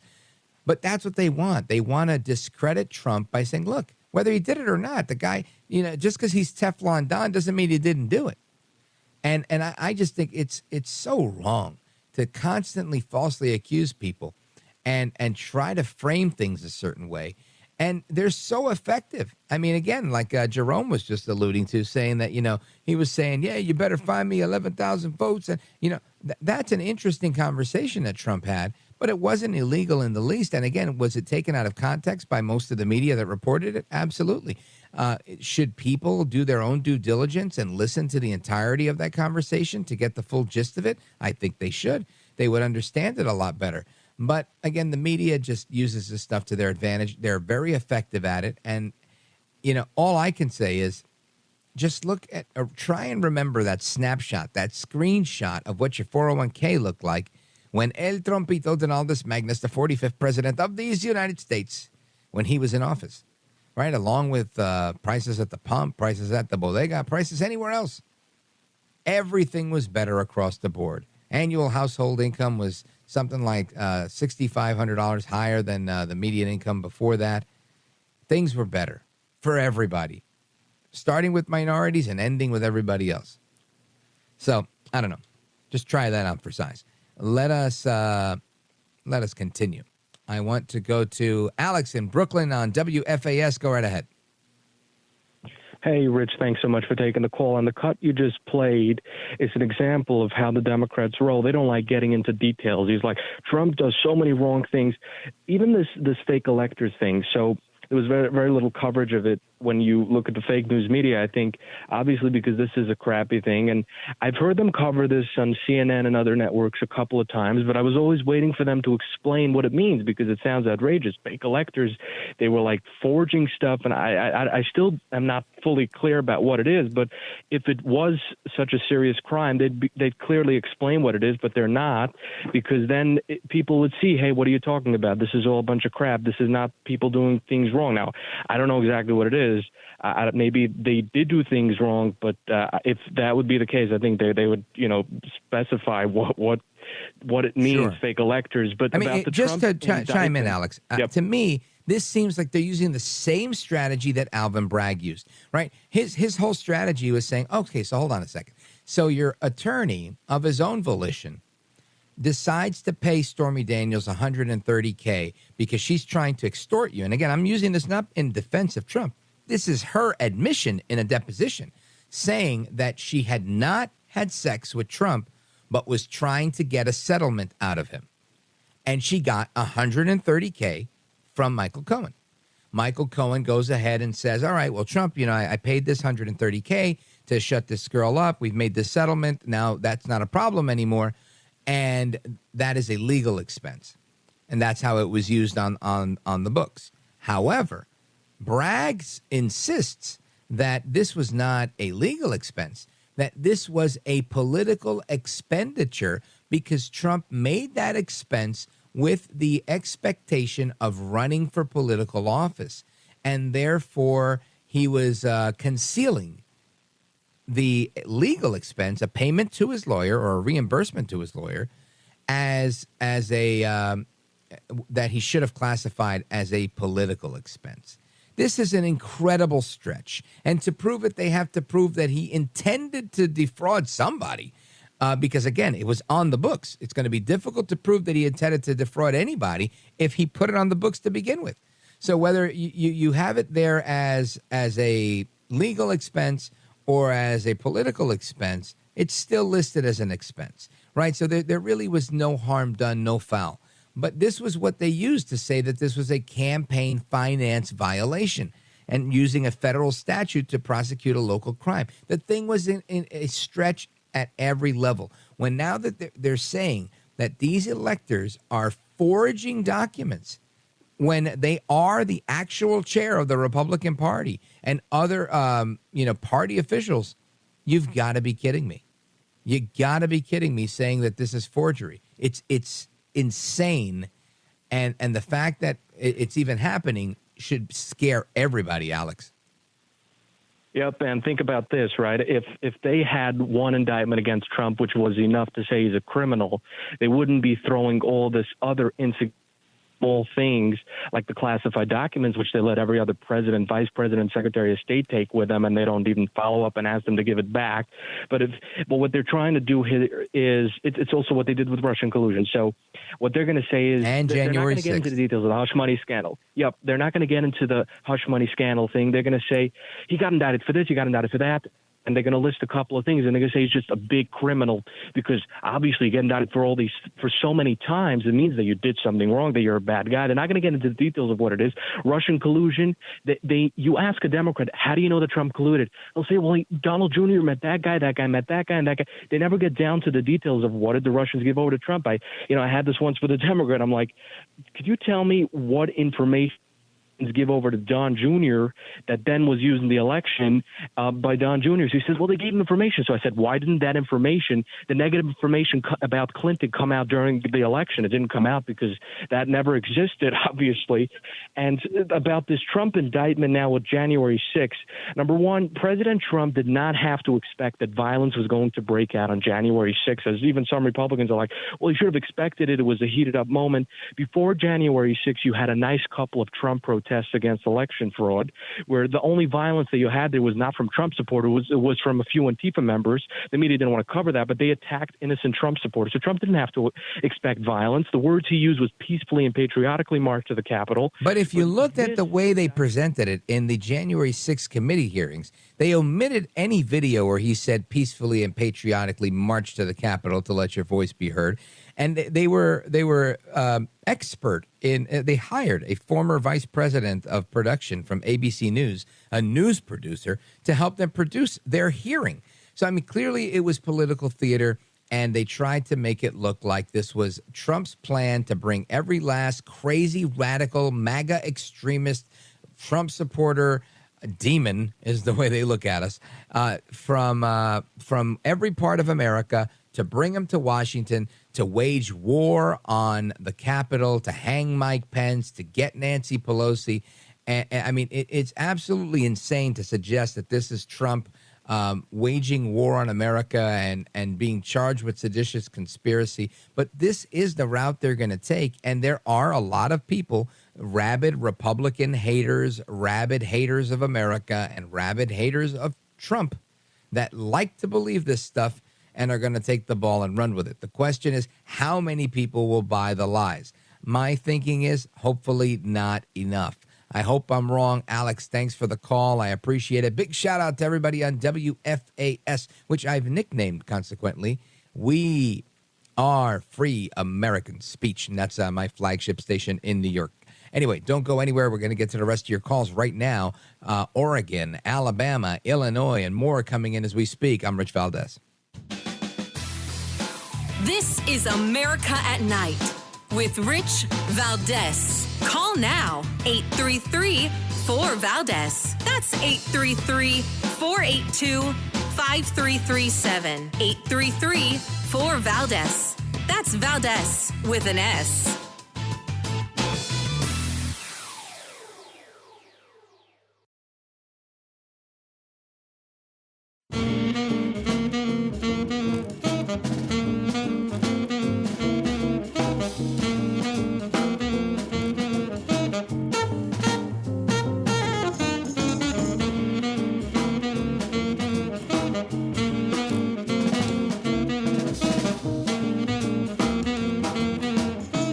By the way, your ratings are up. Congratulations. I had somebody. It's always nice to check. I like to see, even if they're friends, I like to see how are they doing. Are people listening, right? That's but right. You're doing great. America at Night with Rich Valdez. All right. Thank you for that. And let's continue. I want to, here we go. We left off. We were going to, where were we? We were going right here to Andalusia, Alabama to check in with our buddy John listening online. John, go right ahead. Hi, Rich. How are you tonight? Great show. Thank you. I wanted to say, first of all, about the 2 points I wanted to make. First of all, one, I hope Bibi Netanyahu brings this up to President Trump when they meet about the comments that were made, the anti-Semitic comments that were made. Secondly, Joe Biden's being silent on this, but also Chuck Schumer, who is a practicing Jew, is being silenced on this. I know Mitch McConnell is as well, which is very, very worrisome. But, Chuck Schumer is a practicing Jew in the Senate. And he has said nothing about these comments. And the last thing I do want to say, nobody says anything about the 3,000 electorates, or maybe they were fake electorates in Ohio that Jamie Raskin was involved in challenging when Hillary Clinton won. Not when she won, thank God, but when she ran against Trump in 2016. So those are the comments I wanted to make. Thank you, Rich, and I appreciate it very much. No, thank you. I really appreciate it, John. And a big shout out to everybody in Andalusia, Alabama on WBCF. Now, listen, John, you bring up a really good point. And I'll say this. I don't know Schumer's position on this or not. I do know that 40 Democrats came against these comments. And it's the first time I've seen Democrats really, kind of say, listen, squad people, stop with your anti-Semitism. And I think that's a great step in the right direction because I feel it's gone way too far. Like it should never have happened to begin with. But I've said it before, and I can't phrase it any other way than there's been a normalization that it's somehow okay to ridicule and hate the Jews. And that's just not cool. It's not. We shouldn't do that. I don't dislike the Russians. I don't like Putin, right? But I can't say that I feel like that about any people group. So I think it's fair and responsible for us to call out anti-Semitism every time we're faced with it. Thank you, John. I appreciate it. Let's continue. Let's go from Alabama. We go to Clinton, Illinois. Let's go to WSOY. Andrew's listening on WSOY. Go right ahead, sir.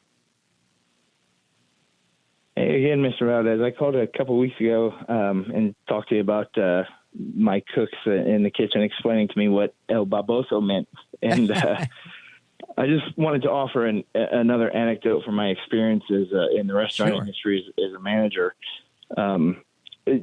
The 2016 election, about a month or a couple months leading up to that glorious night, everybody in the kitchen was, kind of taking jabs at me and, talking smack about me being a conservative and whatnot. I just kind of kept my mouth shut. And then the day after the election, I went into work and the chef of the restaurant pulled me aside before I went into the kitchen, and he looked at me and he said, hey, I talked to the rest of the team, and we all pretty much agreed that, we're not going to talk about the election results. And I said, okay, yes, chef, I understand. But, it just bothered me because I wanted to go in there and just brag heavily, but it just, it's interesting to me that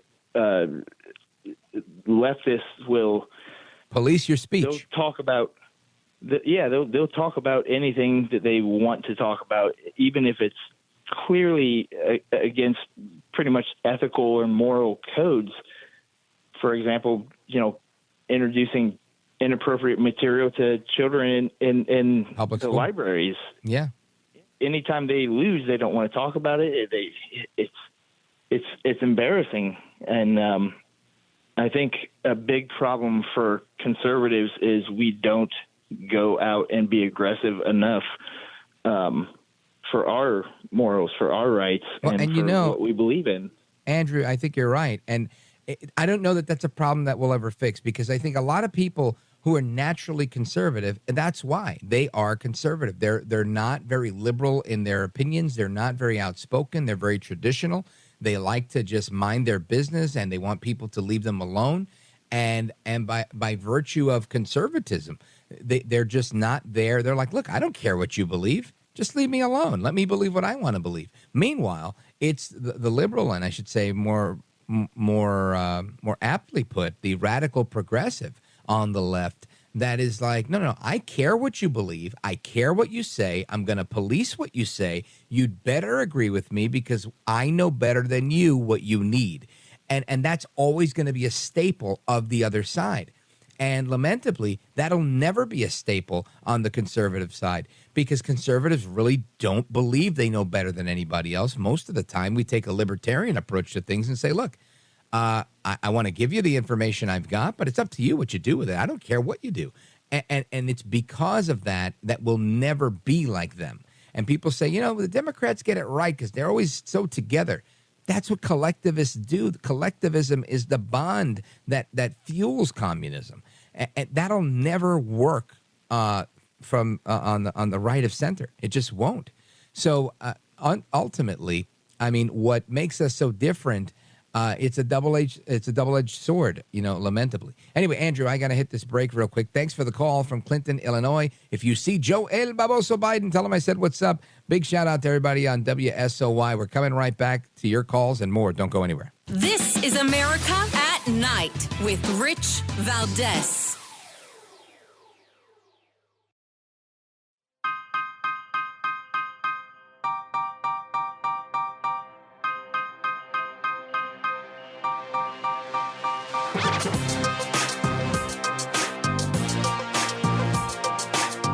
All right, Rich Valdez, I'm coming back here for a moment or three, and we're going to wrap up with a couple of your calls. And a great show tonight, not because I did it, because you guys contributed so much to the conversation. I really enjoyed it. I love speaking with Americans from all over the place. I always wonder, who else gets to do this? Not a whole lot of people get to speak with everybody in the middle of the night from all over the country and get all these different opinions. So I think that's awesome. Big shout out to all of you listening. Thank you so much. And let us go here to Ken, Lansing, Michigan, WILS. Go right ahead. How are we doing tonight, Rich? Great show as always. Thank you, sir.